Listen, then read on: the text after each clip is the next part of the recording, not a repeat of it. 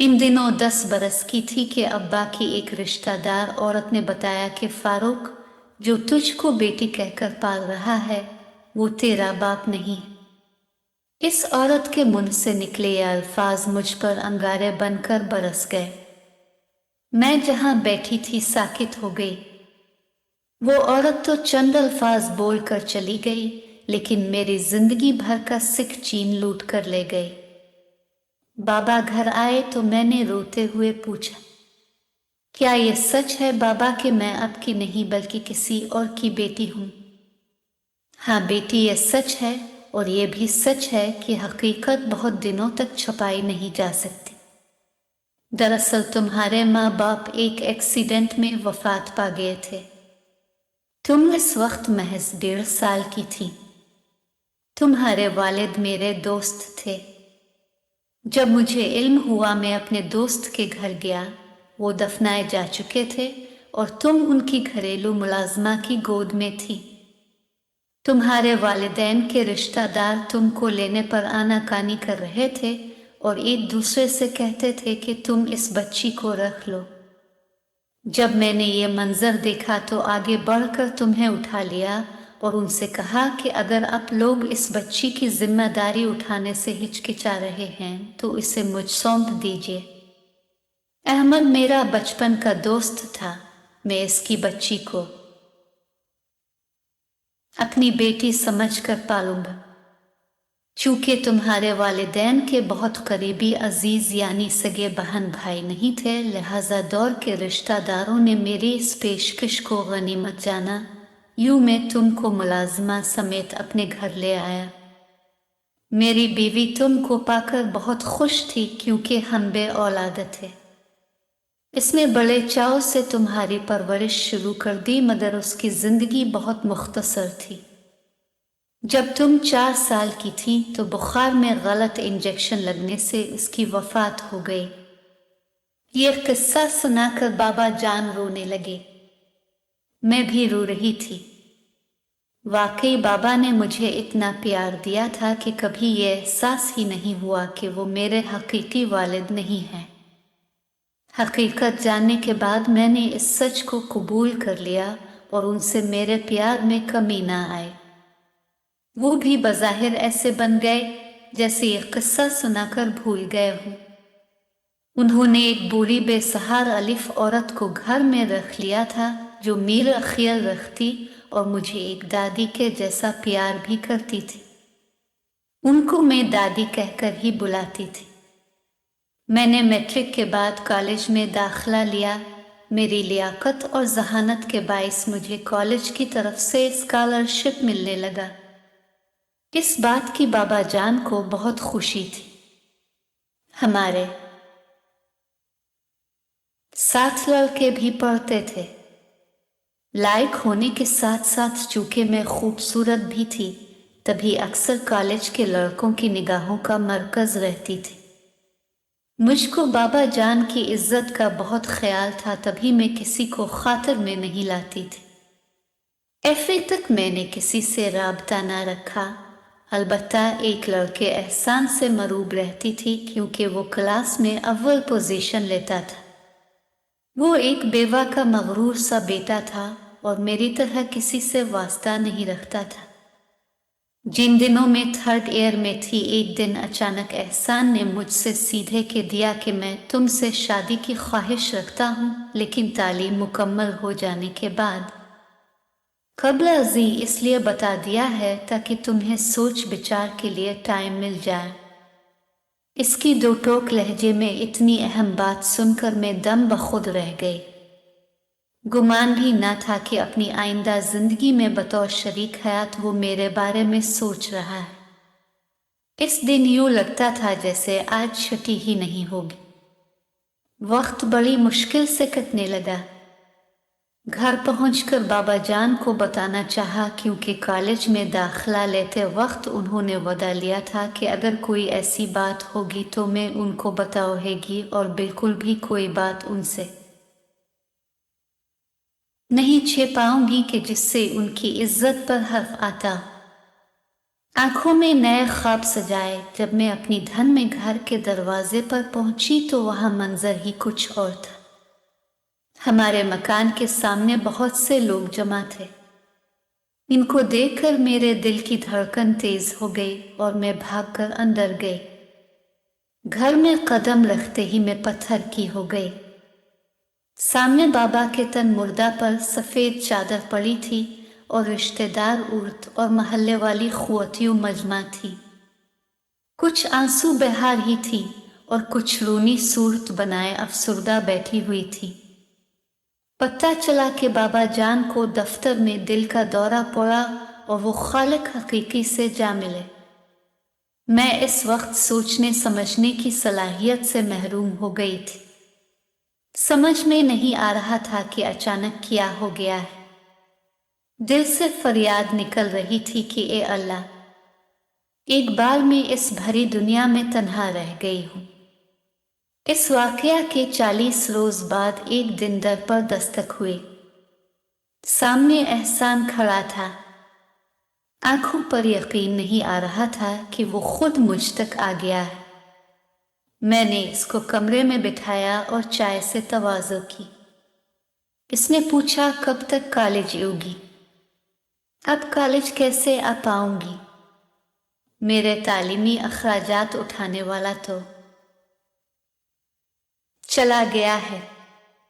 उसने कहा, अगर तुम चाहो तो मैं तुम्हारा सहारा बन जाऊं।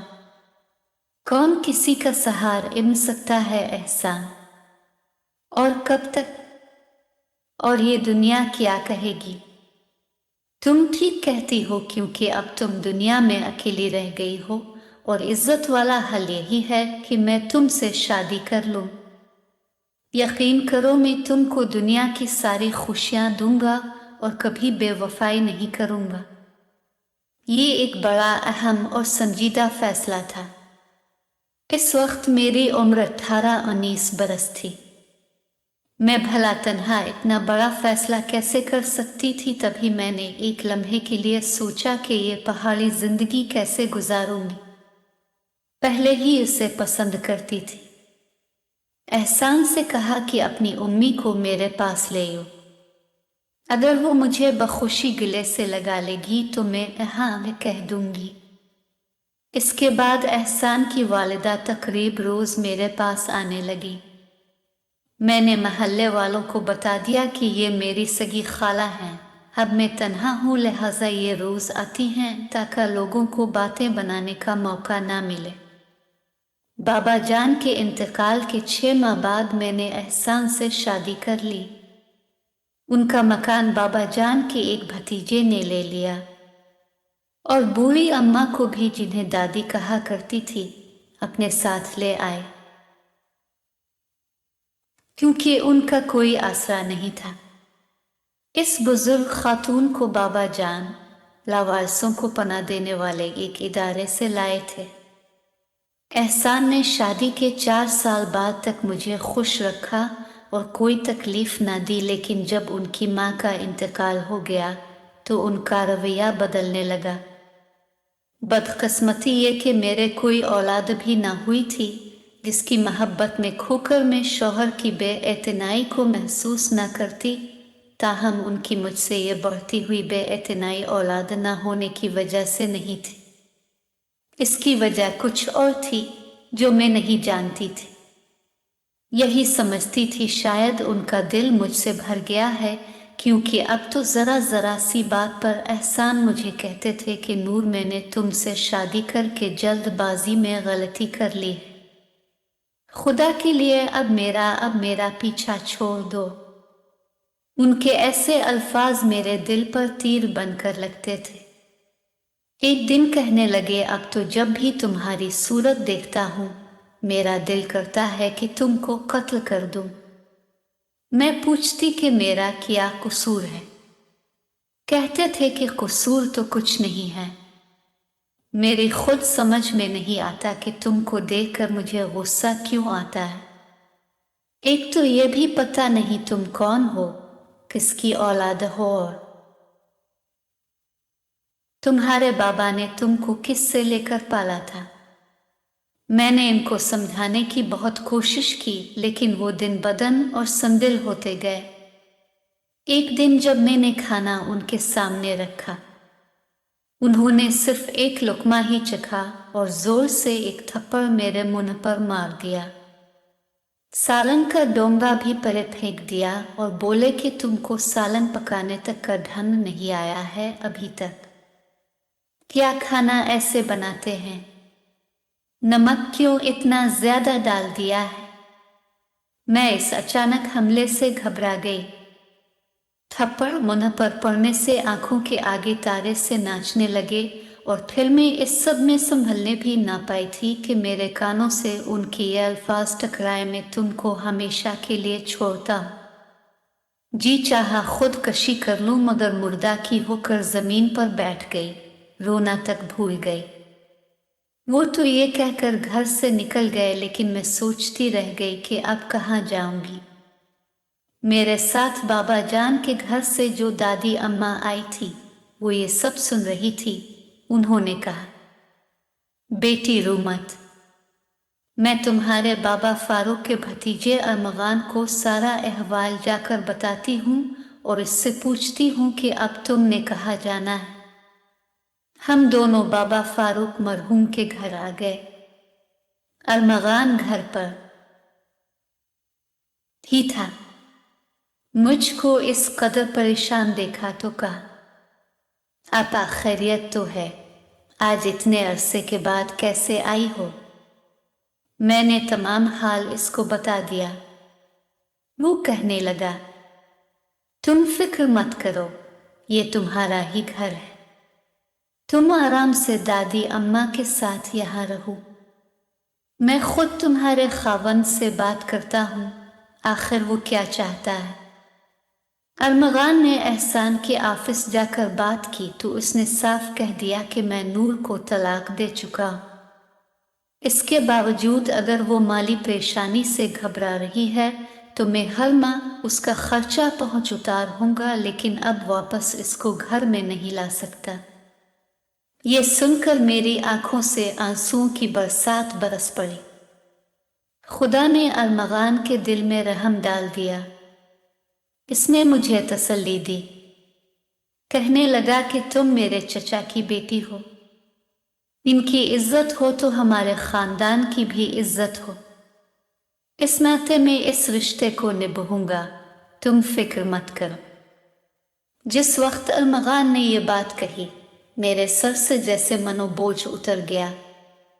सोचा कि इस बुरे वक्त में कोई तो ऐसा है जिसको रिश्तेदारी का पास है। अगर आज अरमगान मुझको तसल्ली किए दो बोल न कहता तो जाने में क्या करती। अपने बाबा जान के घर आकर मैं दोबारा खुद को महफूज तस्वुर करने लगी। अब मुझे ये फिक्र सता रही थी कि गुजर बिसर कैसे होगी। गिरछे अरमगान बरसर रोजगार था और कहता था कि आया, तुम फिक्र मत करो, मैं जो कमा कर लाऊंगा आपके हाथ पर रखूंगा, लेकिन मैं उस चीज को अपनी गैरत के थी कि इसकी कमाई पर गुजर बिसर हो। इसी कशमकश में 2-3 माह गुजर गए। मैंने एहसान की माली मदद को भी ठुकरा दिया था। भला जिस शख्स ने मुझसे आंखें बदलने और बीच मंझधार में बिला कसूर मुनाफी समझती थी तन्हा छोड़ गया, मैं क्यों इसके चंद टके कबूल करती। इससे तो भौंके मर जाना अच्छा था। मैं बेशक बेआसरा थी, मेरा कोई नहीं था मगर खुदा तो था। अभी मेरे गैरत मरी नहीं थी और न ही खुदा पर मेरा यकीन मुतज़लज़ल हुआ था। मुझे जल्द ही पता चल गया कि एहसान ने दूसरी शादी कर ली है। दरअसल वो जिस ऑफिस में काम करता था, वो लड़की वहाँ एक रोज किसी काम से आई थी, तभी उनकी जान पहचान हुई थी। ये दोनों मिलने लगे और एहसान इसके ठिकाने पर जाने लगा। इसका नाम वहीदा था। वो दिलकश थी, सो उसकी दिलकशी में गुम होकर एहसान ने बाकी हर शय को भुला दिया था और होशो हवास से ही बेगाना हो गए थे। होश आया, आंखें खिली तो उन्होंने वहीदा को बेवफा पाया। जिन औरतों का ईमान दौलत हो वो वफा को एक बेवकूफ़ी समझती हैं। वहीदा भी उन्हीं औरतों में से थी। जब एहसान से बेहतर और ज़्यादा मालदार शख्स ने इसका हाथ थामा और यूरोप की सैर का बेड़ा भी उठा लिया तो उसने वही किया जो एहसान ने मेरे साथ किया था। फ़र्क यह था कि एहसान ने बेकसूर मुझे छोड़ा था, क्योंकि वहीदा की यही शर्त थी कि जब तक पहली बीवी को नहीं छोड़ोगे मैं तुम्हारे बीवी नहीं बनूंगी, और वो हर हाल इस हसीना को अपनाना चाहते थे। लिहाजा इसकी खातिर मुझको तलाक दी और अब वही बेवफा उनसे तलाक का मुतालबा कर रही थी। इंसान को इस किए की सज़ा तो ज़रूर मिलती है। जो दुख मुझे एहसान ने दिया वही वहीदा के हाथों उन्हें मिला। इसने तलाक ले ली और एहसान का घर फिर से वीरान हो गया। जब अक्ल गुम हो जाए तो इंसान चमकती हुई चीज़ों की तरफ एक बच्चे की तरह लपकता है, और जब आँखों की रोशनी वापस आती है फिर पछतावे के सिवा किया बाकी रह जाता है। अब एहसान भी बहुत पछताते और वहीदा को गालियाँ देते। हर एक से कहते कि एक बाजारी औरत की खातिर मैंने अपनी इतनी अच्छी बीवी को दरबदर किया, हालांकि नूर का तो कोई कसूर भी ना था, और बड़े दुख की बात यह थी कि मेरे सिवा इसका कोई भी नहीं था। इस एहसास नदामत ने उनको बेचैन रखा। दिन रात पछतावे की आग में सुलगने लगे, यहाँ तक चैन और सुकून हराम हुआ कि पागल से लगने लगे। मुझको महल्ले की एक औरत आकर उनका हाल बताया करती थी। मैं सारी बातें सुनती थी और चुप हो जाती। क्या जवाब दे सकती थी? इन दिनों तो मैं मुलाजमत की तलाश में भटक रही थी। चाहती थी कि जल्द अज जल्द खुद अपनी कफालत करने के लायक हो जाऊं। मैं अरमगान के दस्त नगर भी नहीं रहना चाहती थी। एक दिन मेरे पास एहसान की पड़ोसन आई और ये पैगाम दिया कि एहसान ने कहा है कि अगर आज 4 बजे नूर मुझसे मिलने ना आई तो मैं खुद कशी कर लूँगा। जी चाहा कि यही जवाब दूं कि कर लो खुद कशी। मैं क्यों अब तुमसे मिलने है? मेरा तुमसे क्या वास्ता है, मगर खुदा जाने दिल के कौन से गोशे में अभी तक उनकी मोहब्बत छपी हुई थी कि ना चाहते हुए भी मैं उनको बताई हुई जगह पर चली गई। जब उनकी हालत देखी तो दिल ने कहा कि उनसे लिपटकर अतनार विटोहे के सारा दुख इन सोहे में बह जाए। उनकी आंखों में जागने से हल्के पड़े हुए थे। खाने पीने से गफलत करने की वजह से बीमार नजर आते थे। उनकी ये हालत देखकर मेरा दिल तड़प गया। उन्होंने मेरे पैरों पर हाथ रख दिए, रू रू कर मुआफ़ी मांगी और कहा, नूर तुम एक बार फिर से मेरी हो जाओ वरना मैं मर जाऊंगा। तुम से बिछड़कर एक बार भी मैंने सिक का सान नहीं लिया। उन्होंने दुखी होकर मुझसे ऐसी बातें की कि मैंने सोचा कि मैं उन्हीं की हो रहूंगी वरना उनको कुछ हो ना जाए। मैं वदा करके चली आई और आते ही दादी अम्मा से कहा, मुझे दोबारा अपने इसी घर जाना है, वही मेरा असली घर है। मैं कब तक भाई के पास रह सकती हूँ? अरमगान मीर इसका भाई तो नहीं है। दुनिया भी मुझे इसके पास रहने नहीं देगी। अरमगान को दादी अम्मा ने बताया तो वो बोला, आपा, एक बार तुम इस शख्स को आजमा चुकी हो, दोबारा क्यों आजमाना चाहती हो? और तलाक के बाद जब तक दोबारा किसी से शादी होकर फिर वहां से तलाक ना हो तो पहले शौहर से निकाह नहीं हो सकता। बेहतर है मेरी बहन की इस बेवफा को भूल जाए और अपनी जिंदगी किसी और अच्छे इंसान के साथ नए सिरे से बिसर करने की तदबीर करे। इंसान को अगर अपने जज्बों पर इख्तियार हो जाए तो वो फरिश्ता ना हो जाए। मैं भी एहसान की मोहब्बत से मजबूर थी। अरमगान ने मुझे उदास देखा तो ना चाहते हुए भी मेरे दुखों का मुदावा किया। उसने अपने एक काबिल भरोसा दोस्त के सामने मेरा मसला रखा तो उसने मदद पर आमादगी जाहिर कर दी। तभी इसने मेरा इसके साथ निकाह करा दिया और 2 माह बाद मैंने इस शरीफ आदमी से तलाक मांग ली क्योंकि मेरे दिल को सुकून मुयस्सर नहीं था। उन्होंने भी जाना कि कोई इंसान किसी के साथ मसनूई जिंदगी नहीं गुजार सकता। उन्होंने मुझे तलाक दे दी। इद्दत की मुद्दत पूरी हो जाने के बाद अरमगान ने एहसान को बलवा कर मेरा उसके साथ दोबारा निकाह करवा दिया, इस शर्त पर कि आइंदा वो मुझे फिर कभी कोई तकलीफ ना देंगे।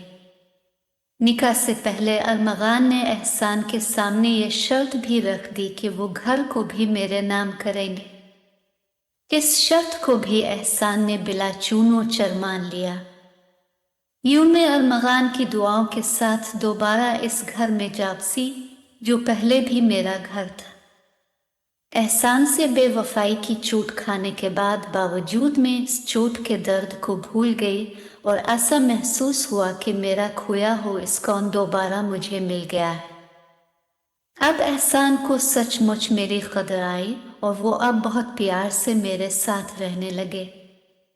उनकी सेहत भी रफ्ता रफ्ता अच्छी होती गई और खुश नजर आने लगे। दोबारा से ऑफिस भी ज्वाइन कर लिया। गम के दिन लंबे और खुशियों के मुख्तसर होते हैं, लेकिन हमने दोबारा एक हो जाने के बाद 30 साल इकट्ठे खुश व खुर्रम गुजारे। ताहम खुशियों का भी कभी ना कभी अंत होता ही है। तो एक रोज़ एहसान मुझे रोता हुआ छोड़कर दुनिया से चले और मैं आज भी इसमें जी रही हूँ कि बाद मरने के मैं एक बार फिर उनसे मिलूंगी।